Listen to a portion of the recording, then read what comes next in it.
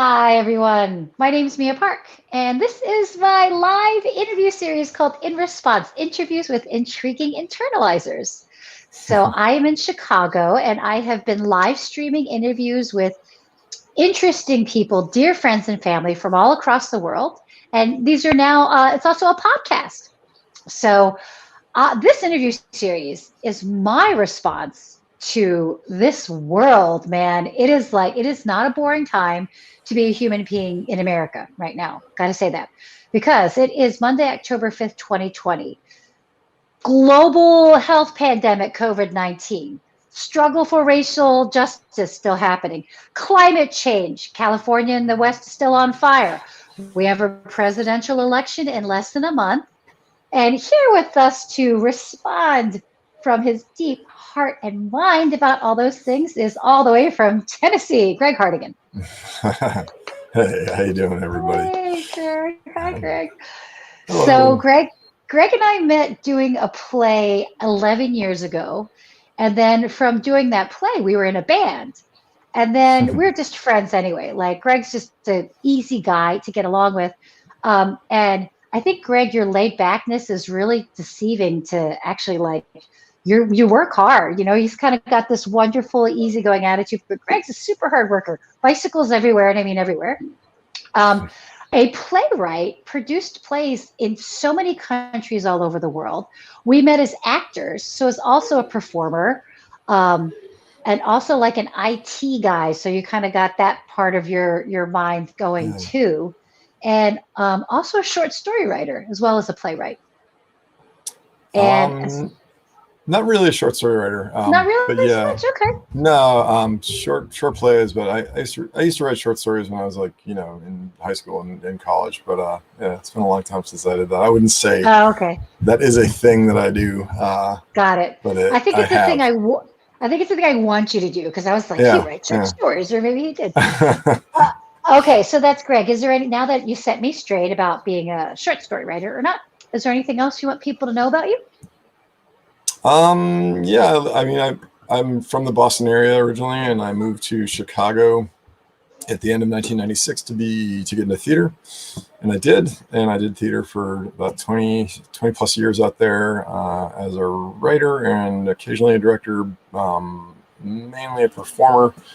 I worked with a company called Red Moon Theater a lot, where we did spectacle theater. So I learned how to stilt walk and spin fire with these torches called poi. Did all kinds of crazy outdoor spectacles with them. And then I got in with a company called The Hypocrites, which does, chiefly absurdist theater and kind of like absurdist takes on classic plays as well. So I did a lot of work in theater, and then had my son. When my son was born, I pretty much deliberately stepped back from all that. And I did one show when he was 2.5 to see how it would be. And I said, this is bad. He's not seeing me. I'm not seeing him. This stinks. So that was the last show that I really did when he was about 2. Was that the Shakespeare show with the Hypocrites? Yeah, it was a Shakespeare show. It was Coriolanus. Yeah, it was Coriolanus. Oh, that's right. And I would go to work in the morning, and he would cry and reach his arms through the baby gate, and I would say, I gotta go to work, buddy. I'm so sorry. But then I would come home and eat dinner really fast and bike off to the show, and he'd cry and reach his arms through the baby gate, and I'd be like, now I'm doing stuff for fun. There's no reason you could tell yourself, because he doesn't know what you're really rationalizing, but there's nothing you can tell yourself that really rationalize doing it and missing out on really formative years with your kids. So I have a son who's 9 going on 10 and a daughter who is 6 going on 7 in a couple weeks. And I spend the majority of my time with them. Yeah. Thanks for all that. So now we know you're a dad, and of course your wife Margaret's down there in Tennessee with you too. You all moved south. We did. Yeah. So now that we know you're in Tennessee, can you tell us more about what your observations of outside is and how you respond to outside from inside, whatever that means to you? Yeah, I mean, a lot of the move down here was done for outside. We spent a lot of time inside in Chicago, and in theaters and restaurants and, museums and all these things because it's kind of cold. And we had this little cramped yard on the west side of Chicago and kind of a little cramped house. And just got to a point where I really wanted to give my kids a place to roam, space, nature, a more relaxed lifestyle, less like go, go, go. I wanted them to not hole up in the house for like 8-9 months of the year and never want to go outside.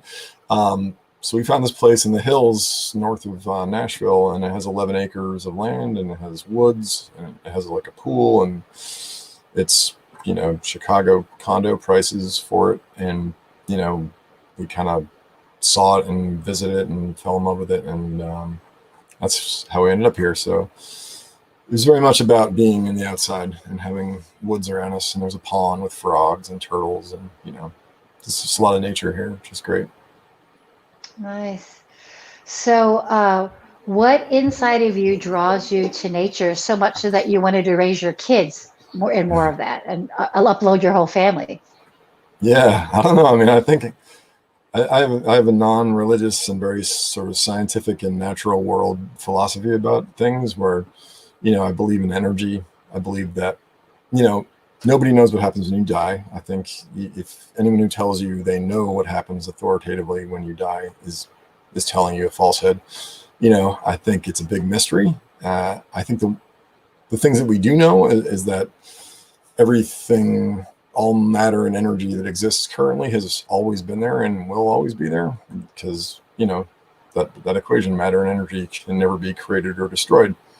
So I tell my kids when we talk about spiritual things, like, I don't know anything, these are guesses, but what I do know is that, the energy that you're made of has always been there, and it always will be. And when your body dies, the energy transforms into something else. And I kind of have a hybrid belief where, I say the energy, the essence of you energy, the special energy kind of races off to another adventure when you die, and then the rest of you is left behind, and it slowly transforms into something else. So it's kind of what I believe in, what I tell my kids anyway, because I don't know. I mean, there could be a great and angry God in heaven that throws thunderbolts. I just have no idea, and you'll never know until you die, and then you might not even know still then. But I think I also have a sneaking suspicion that as soon as you die, it all instantly becomes clear to you. And you know what I mean? I feel like all the human veils drop, and whatever is the essence of you realizes the absurdity of things that you worried about, and, and everything is cool. Personally, I'm in that latter camp that you just said. That's kind of what I vibe on. I think that there are a lot of sheaths of ignorance that we're born with and that we perpetuate and that we buy into, But I want to ask you, as a writer, we were saying before we went live, like, one of the things I think that's so interesting about talking with you is that you have these like epic Facebook posts that are so interesting and they're so meaningful. Like you have a way of like conducting emotions when you're writing. I think maybe that's why I thought you were a short story writer, because some of your Facebook posts are like short stories. Those are short stories, I know. Yeah, I love them though. But can you talk with your writer's hat on? Like if you were to write a story about what is going on October 5th, 2020, what would your writer's lens explain? I mean, I would just focus on a thing, I don't do well when I talk about, I can do well talking about grand sweeping topics and stuff like that, but I need to ground them in something that's real. So, I'll pick, if I'm talking about racial inequality in America, I'll pick the case of one individual who was murdered by the police or something, and expound upon it, focusing on this person and what happened to this person. So like, I need to ground it in something personal when I write. And I think that's the only area in my life where I'm really sure that I'm right when I'm writing stuff. I just know how things should be when I write them, and I'll go through them. I'll write something and I'll go through and say like, this isn't truthful, and I'll knock it out. And I'll be like, this word doesn't need to be here. And I just have it's one of the only places in my life that I have a very clear idea of like, if I put my time and effort into something, that it's going to be what I wanted to say and how I wanted to say it. And that in some weird way, it's going to be correct. For me, it'll be correct. Is that one reason why you like to write? Because it's like, that you can have a good product, or you control over this creative project? Yeah, it's sometimes it's about a product. A lot of times it's just, and I'm not one of those writers that writes all the time and has a good work ethic for writing.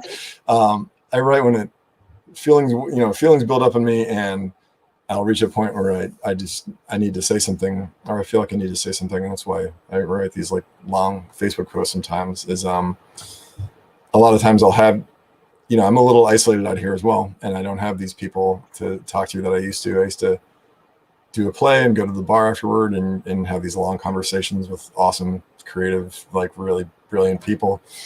And I don't have that avenue anymore. So I'll kind of I'll wait until I feel like I need to say something, and then I'll write something. And sometimes it'll take a while, but I mean, the death of a friend is worth it. If someone is close to you and you value what they brought to your life, and you feel like you need to say something about it.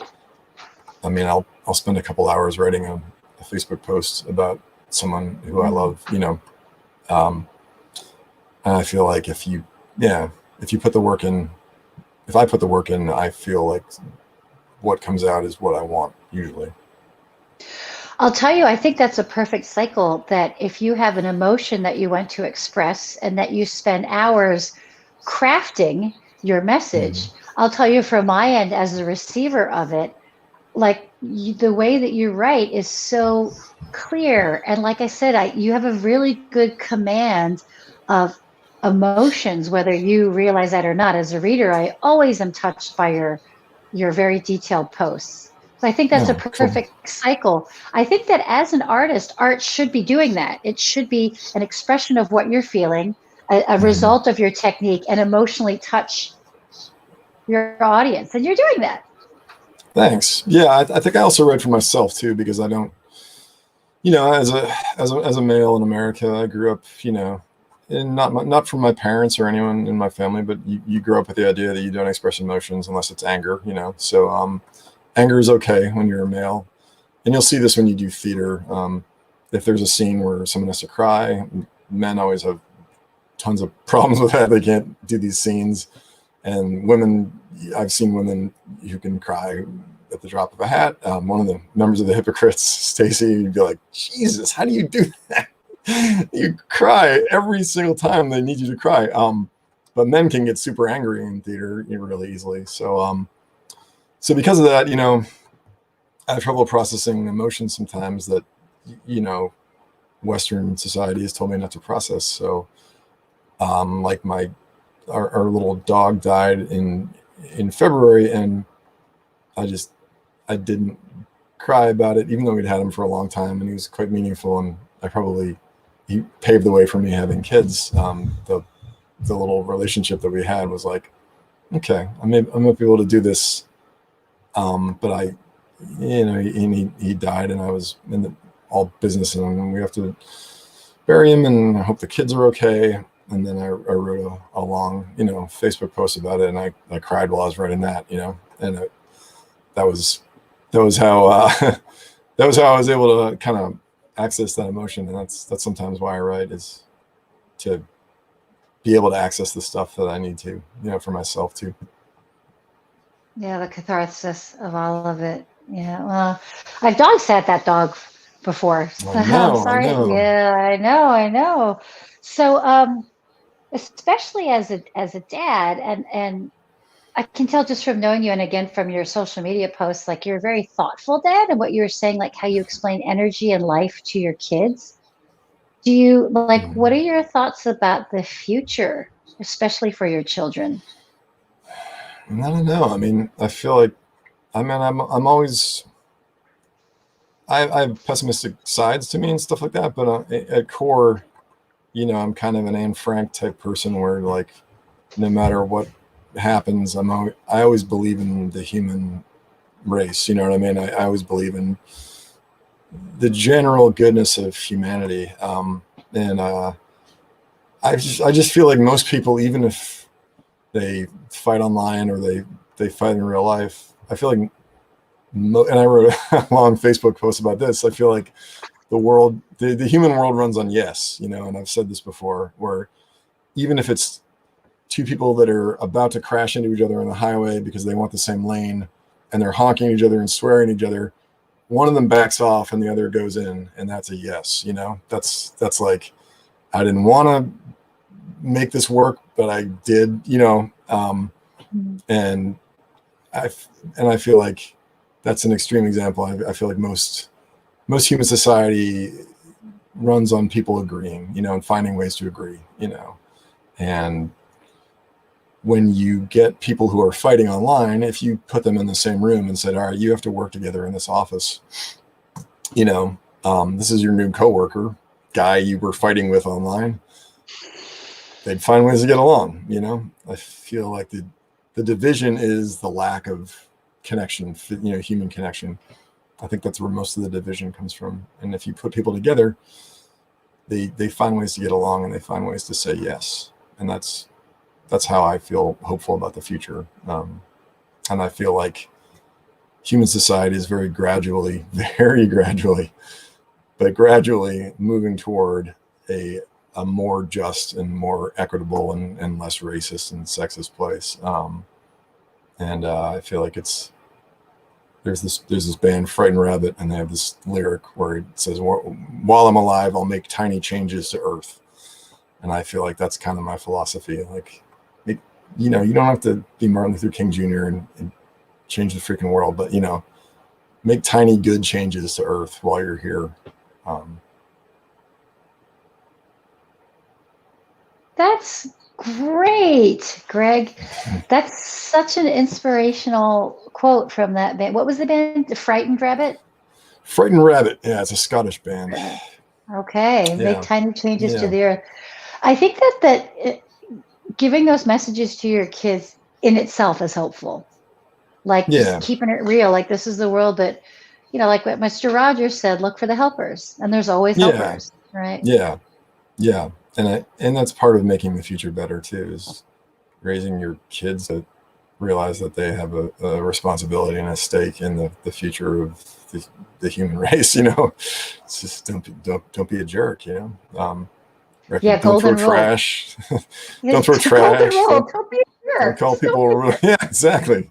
Don't call people names. Don't hurt people. Just have a better impact on the world and the people around you than could be reasonably expected, even. Like, don't just be neutral, be good. That's an important one as well. Don't just be neutral, be good. Mm-hmm. That's one of the many takeaways so far, friends who are listening and watching. Don't just be neutral, be good. It's hard. There's so much pressure out there in the world. That's hard, but I think that also when you feel connected, like you have so many friends still back here in Chicago, and you've been gone for over a year now, and it's like you and I talking, it's like time hasn't even passed. It's like not even a big deal. So I think that's hopeful as well, like the connections you can make with people too. Is there anything? Yeah, are you working on anything now? No, not really. Again, like the writing, I work as a writer now. I'm a technical writer, so I kind of put the IT stuff and the writing together, and I'm doing that as a job. And it's fair. It takes a fair amount of my time, especially with the kids home. Doing virtual learning. It's hard to really find a time to carve out where you have good headspace and can write. But I got an idea that I keep trying to work on, and it's a short play that I wrote that was quite successful, and I want to expand it and make it, a full-length play. But it just takes a lot of good, clear headspace to do this stuff for me, and I'm just working on ways to find that in the current climate. Yeah, I hope you do. Again, such a great writer. And friends watching, if you can understand more about Greg just by listening to him talk, like imagine the plays and writings that he does. It's pretty amazing too. Well, Greg, thank you. That went by really quickly. It's so good to talk to you always, brother. Always, always, always. You too. You too. Yeah. It was really good to be here. And yeah, I wish we could be in the same room, but this is good enough, right? I know for now this is all that we can do. This is all, but it's, again, like, and I think this is inspirational for everyone out there. Like we all have Zoom fatigue and like loneliness for just connecting digitally, but if we kind of like go beneath that, we're still connecting in the best way that we can now. So I think that, good to connect with you again, Greg. Yeah, you too.